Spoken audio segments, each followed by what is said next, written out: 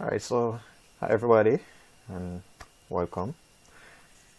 Today we're going to be looking at this lovely topic that comes under algebra, equations, solving equations.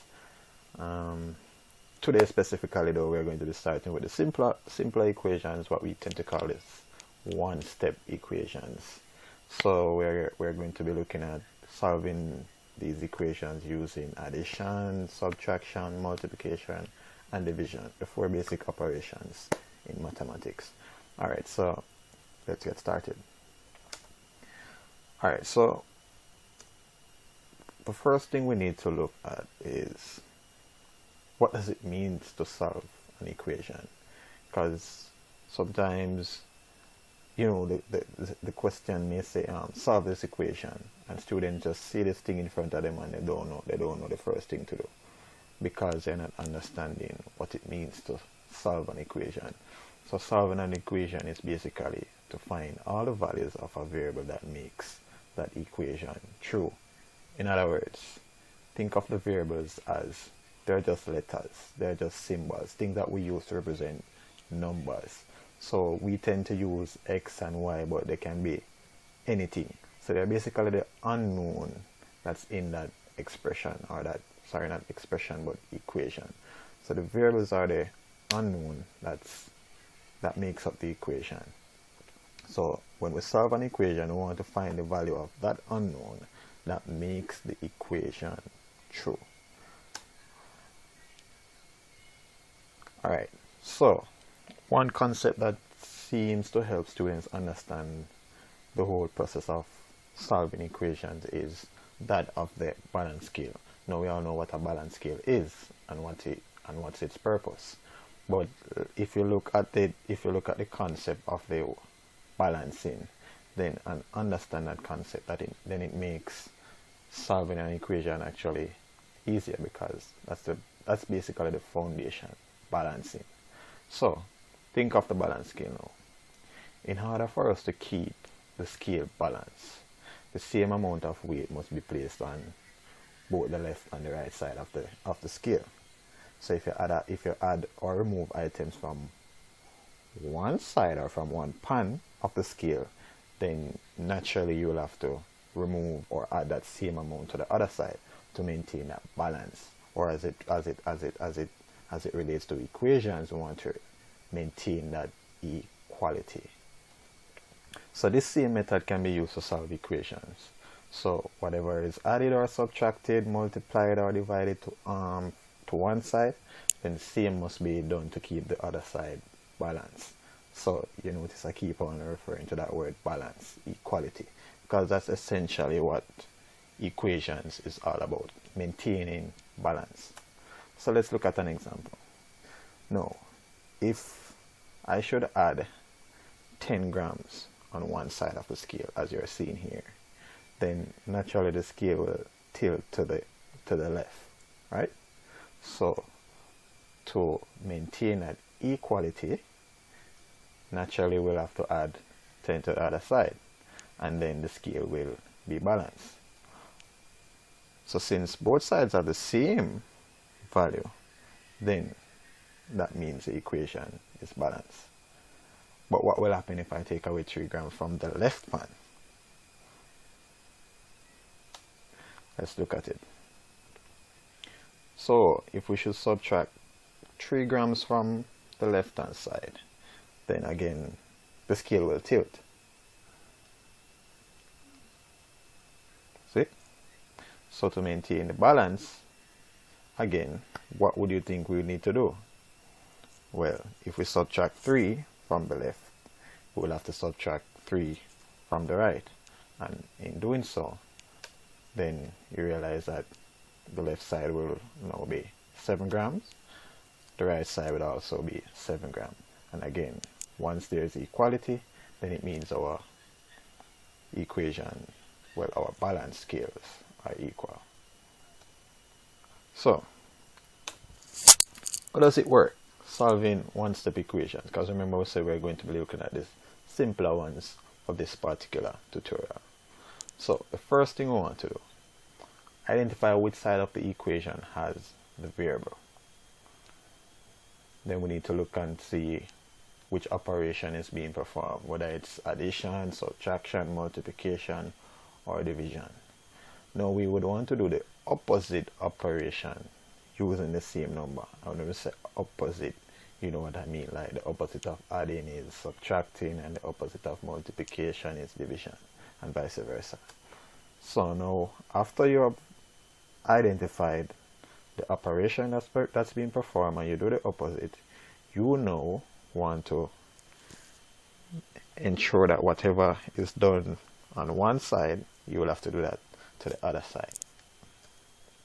For example, so it's a solve m plus 7 equals 11, and that's the equation. And remember, once it says solve, it means that we're finding the value of the unknown, and in this case the unknown is m. So we want to know what is the value of m such that if I add m plus 7, it will give us 11. Now of course some of you can just look and tell that, oh, m will be such a number. However, when it comes on to the more complex equation, you can readily just look. So let's approach this one step by step. So remember we said no, we need to identify which side the variable is. We identify that the variable is m and it's on the left side as it is right now. Now 7 is being added to the m, as you can see. So now we have to do the opposite of adding 7, which is to subtract 7, right? Now if we subtract 7 from one side, which is the left side, to maintain that balance we will have to subtract 7 from the other side, as seen here.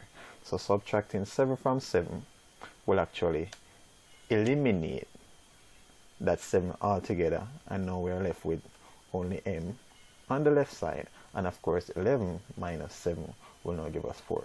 So the value of m that will make m plus 7 equals 11 is 4.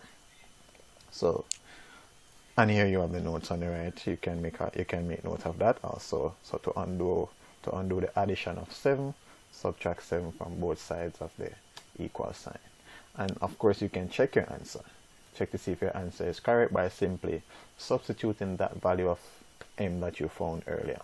So if m is 4, then 4 plus 7 is going to be equal to 11. So it means then that your answer is correct.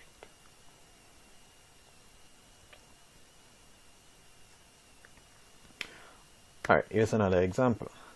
This time we have negative 6 equals m minus 4. Now this time we realize that the m, it's on the right hand side. Now it doesn't matter which side the variable is on. It doesn't matter. You can keep it on the right or you can move it to the left, it doesn't matter. However, we know, seeing that the m is on the right side, let's just keep it there. So now you realize that 4 is being subtracted from m. So remember we spoke about the opposite. So the opposite of subtracting 4 is adding 4.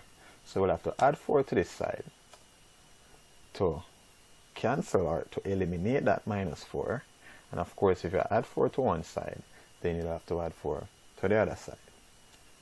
And of course m now is going to be equal to negative 2, because negative 6 plus 4, that's negative 2. And again, you can check to see if your solution is correct by just simply substituting the value of m into the equation. So if m is equal to negative 2, then negative 2 minus 4, that's going to be equal to negative 6.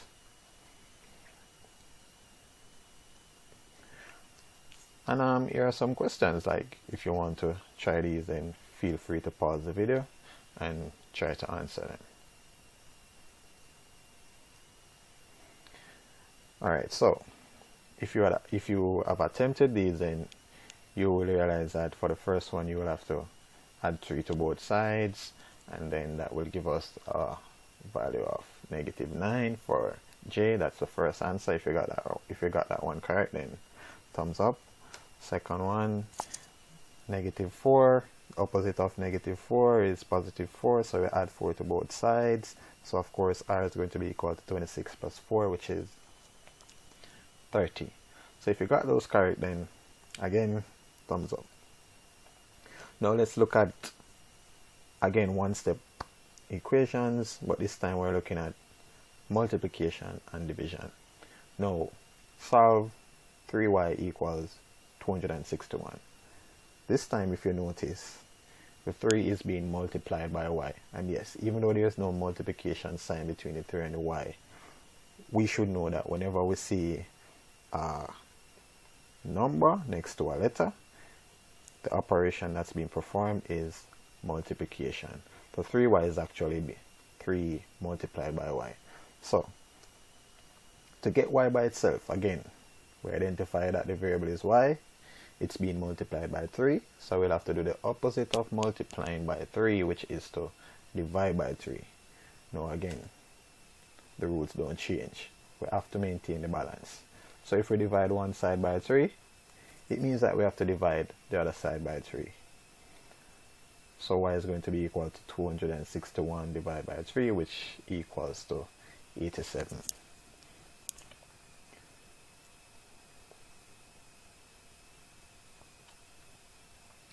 And again, you can check your solution by simply substituting the value to see if the answer is actually correct. So if y is equal to 87, then 3 times 87 is going to be equal to 261.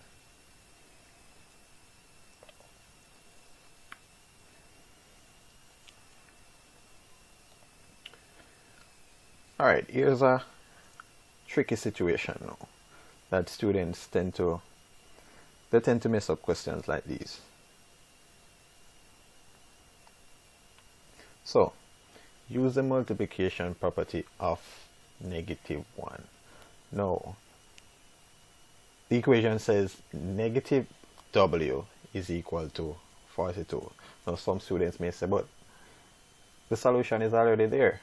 But whenever we solve an equation, yes, we want to find the unknown, but we want the positive value of that unknown. So in this case, this w here, even though you don't see a 1, whenever you don't see a number next to a variable, the coefficient of that variable is always 1. So in this case, the coefficient of this w is not just 1, but a negative 1.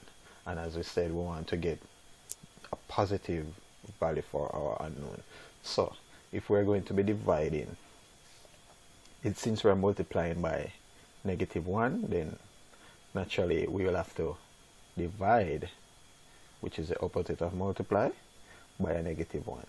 So if we divide one side by a negative 1, we have to divide the other side by a negative 1. So a negative dividing by a negative now will now give us a positive value that we want.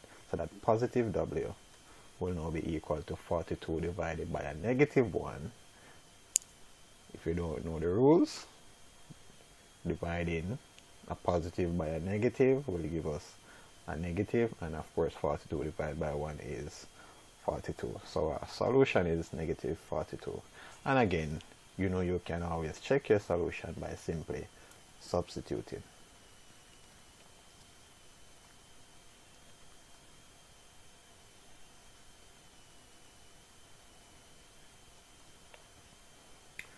So again, you can try these questions. You can pause the video and try these questions and see if you can come up with answers.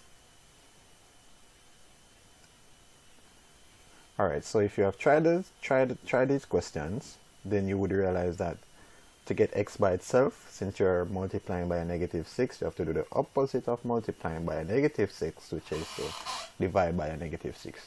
Notice we didn't just take the 6. We have to take the negative that comes with it. Because if you took just the 6, then that will leave you with a negative x. And remember, we don't want a negative value of the variable. We want a positive value. So we divide both sides by negative 6. And of course, dividing a negative by a negative will give us a positive. So x is going to be equal to positive 6. That's 36 divided by 6. The next one, since we want to find the value of b, but b is being divided by a negative 4. So now we have to do the opposite of dividing by a negative 4, which is to multiply by negative 4. Again, if you multiply one side by negative 4 to maintain the balance or that equality that we mentioned earlier, you have to multiply the other side by negative 4 as well. So that negative 4 will cancel that negative 4 on the left, leaving us with b alone on the left. And of course 12 times negative 4 multiplying a positive times a negative will give us a negative solution. So that's 12 multiplied by negative 4, which is negative 48. And I'm sure you know how to check your solution, so I just hope you're actually checking to see that your answers are correct. And that brings us to the end. Feel free to comment if there's any topics that you want me to look at. You can leave a comment in the comment section. Of course, if you like the video and you want to see more, you can always like and subscribe. So until next time, see you.